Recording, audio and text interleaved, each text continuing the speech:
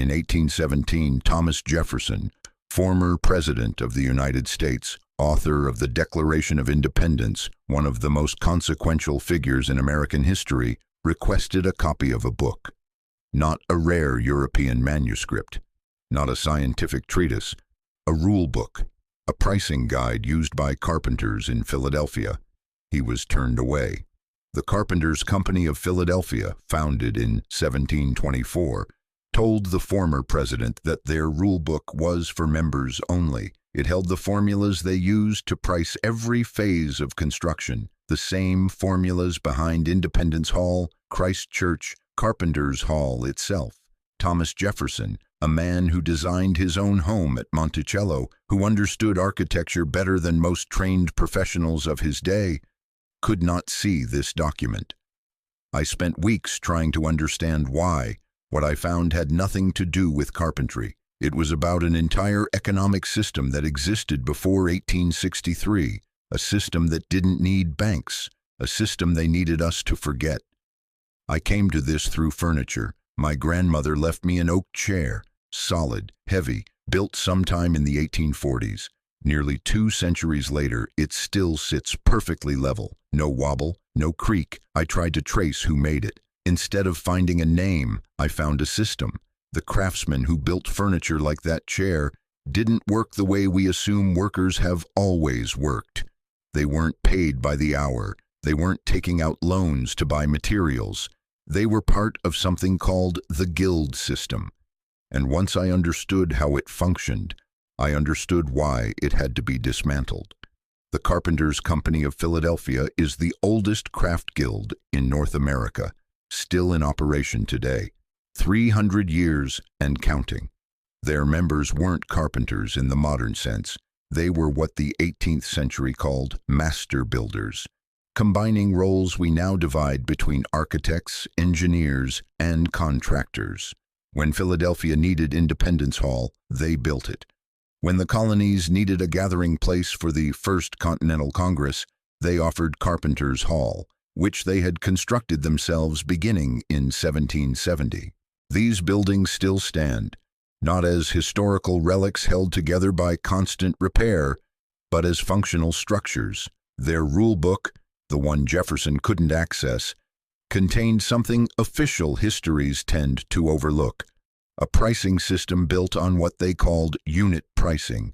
Every stage of construction carried a standardized fair price, not whatever the market would bear, not whatever a client could be persuaded to pay.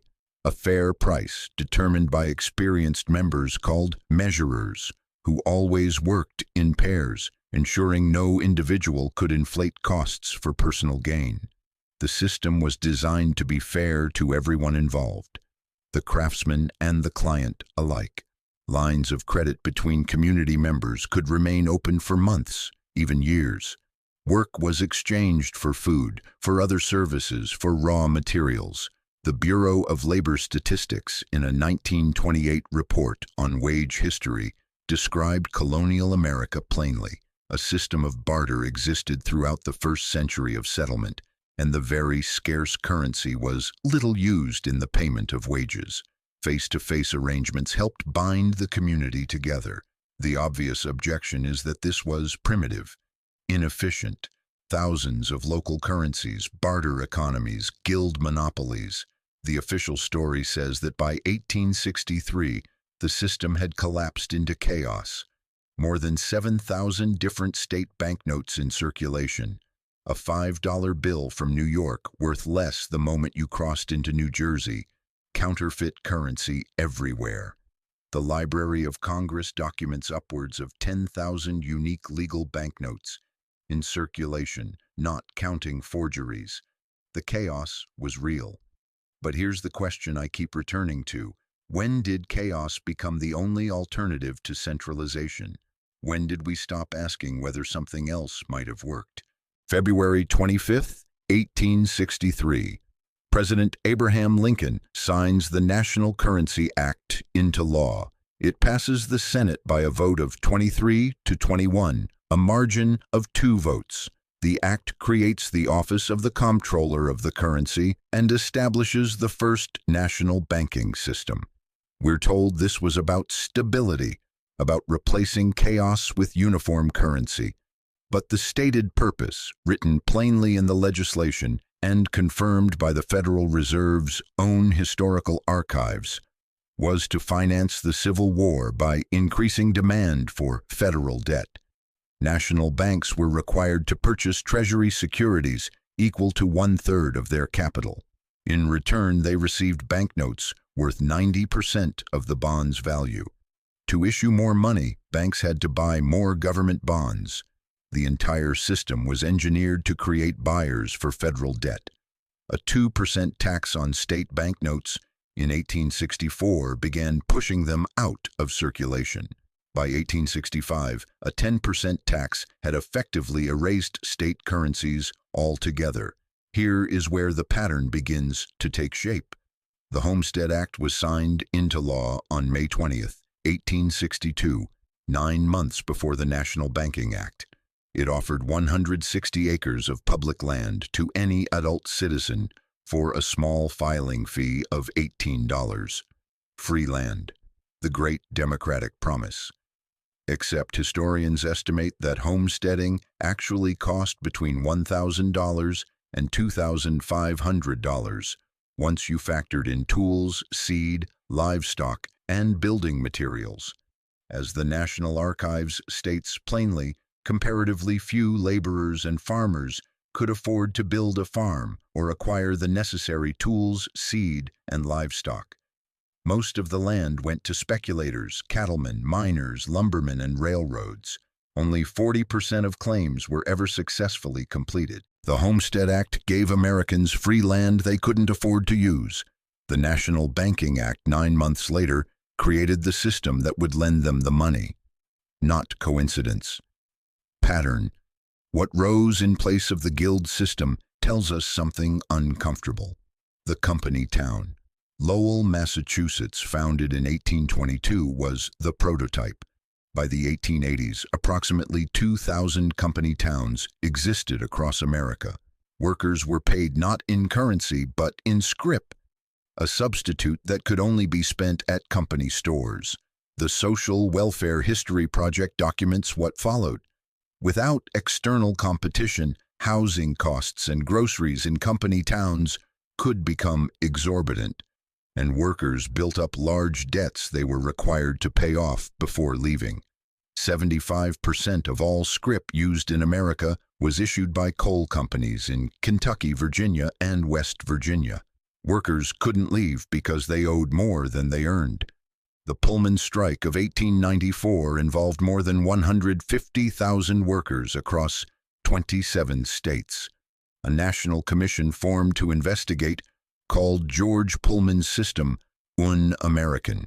But by then, the company town model had already replaced something. The guild networks that regulated fair pricing, the barter systems that bound communities through mutual obligation, the extended credit between neighbors who knew each other by name. All of it gone, replaced by scrip you could only spend at the company store. Sometimes I stop and ask myself whether I'm seeing connections that don't exist. Maybe the timing is coincidental. Maybe the Homestead Act and the National Banking Act arrived in the same period simply because Lincoln's government was managing multiple crises at once. Maybe company towns emerged because industrialization demanded concentrated labor, not because the old systems were deliberately cleared away. But then I look at who still operates the old way, the Amish. They still use a contribution-based economy. When someone faces a medical bill they cannot cover, they stand up during their weekly church gathering and explain the situation. No one leaves until enough has been raised to cover the cost. It functions like insurance, but entirely within the community, with no outside institution extracting profit. And here is what unsettles me. They had to fight for it. The Amish clashed with the federal government for years over Social Security, which they viewed not as a tax, but as commercial insurance, something their faith prohibits them from accepting. Congress finally granted them an exemption in 1965. To maintain a system that functioned without banks for over a century, They had to petition Congress for special permission. They still file IRS Form 4029, application for exemption from Social Security and Medicare taxes and waiver of benefits. They still pay all other taxes. They simply refuse to participate in the replacement system. The fact that they had to fight proves the old system was made illegal. The fact that they still function proves it worked. There is another pattern I cannot look away from. Genealogists call it the 1870 brick wall. The 1870 census was the first to name all Americans, including formerly enslaved people. Before that year, tracing most family lines becomes exponentially harder. The 1890 census, which would have filled critical gaps, was destroyed. A fire in 1896 damaged special schedules. A larger fire in January 1921 at the Commerce Department building destroyed most of what remained. The damaged record sat untouched for 12 years. Then, in 1933, Congress authorized their destruction. One day before that authorization, President Hoover laid the cornerstone for the fireproof National Archives building. The timing is almost theatrical. The same decade that reshaped the American economy also reshaped the American identity. Before 1870, you were part of a community, a guild, a local network of mutual obligation. After 1870, you were an individual documented in a federal census, working for wages, borrowing from banks, your family line traceable only as far back as the government's records allowed. What if the guild systems weren't primitive? What if they were simply an alternative? What if the furniture that endures 2 centuries and the buildings that stand for 300 years aren't anomalies, but evidence of something that worked? The Carpenter's Company rule book wasn't kept secret because it had commercial value. It was kept secret because it contained proof that fairness could be systematized, that communities could regulate themselves, that you didn't need a bank standing between every transaction. What if debt wasn't evolution, but replacement? The Homestead Act offered free land that required borrowed money to develop. The National Banking Act created the lenders. The company towns created the borrowers who could never leave. The census created the documentation, each piece interlocking, each piece arriving in the same decade. I keep returning to that chair in my grandmother's house, nearly 200 years old, still perfectly level, made by someone who was probably paid in provisions, who probably learned their trade through a 7-year apprenticeship, who probably never signed a loan application in their life. And I keep thinking about all the furniture we buy now, designed to fall apart in 5 years, made by workers paid wages they cannot live on, purchased on credit cards that charge interest rates the old usury laws would have banned.